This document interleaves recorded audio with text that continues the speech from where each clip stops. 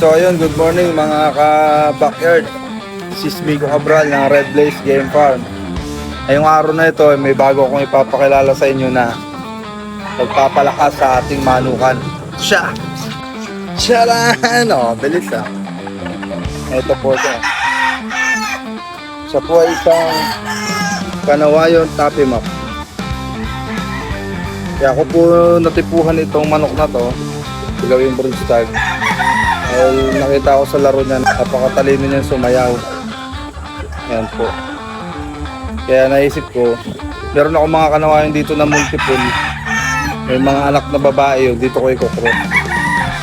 Para makuha yung talino at cutting nito, i-cross natin sa multiple para kompleto siya.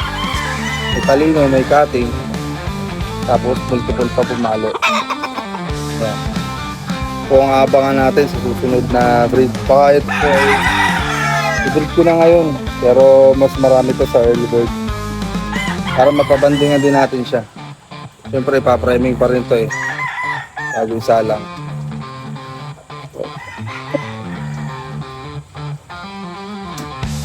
Bagong gising pa ako nito, pero binilag ko na agad.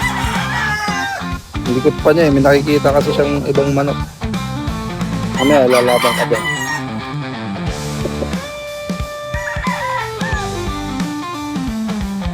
Sa mga may gusto, ay adi, message lang po. Sa may mga gusto po nito, abang next year, marami tayong palabas nito. Ang bloodline nga po pala nito ay RRCN cross sa Red Tiger. So, guwapo siya at matalino siya. RRCN ko. Bawat piso na inilalagay natin sa pagpapaganda ng ating bloodline ay investment sa kalidad, reputasyon at tiwala ng ating mga magiging customer. Hindi tayo naghahabol ng mabilisang kita. Ang layo natin ay makabuo ng isang pangalan na kilala sa kalidad at consistency. Sa bawat sisiw na magmumula sa broodstag na ito, dala natin ang pag-asang makapag-produce ng mga bagong panabong na may lakas, tibay at talino at puso sa laban.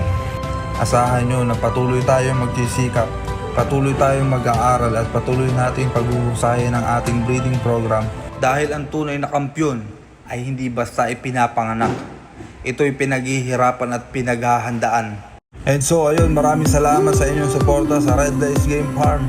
Mga kasin, samahan niyo kami sa bagong yugto ng ating paglalakbay. Lagi ninyong tatandaan na ang pinakamagandang bloodline ay hindi nabubuo sa isang araw lamang. Kailangan mo ng maraming pera, oras at panahon.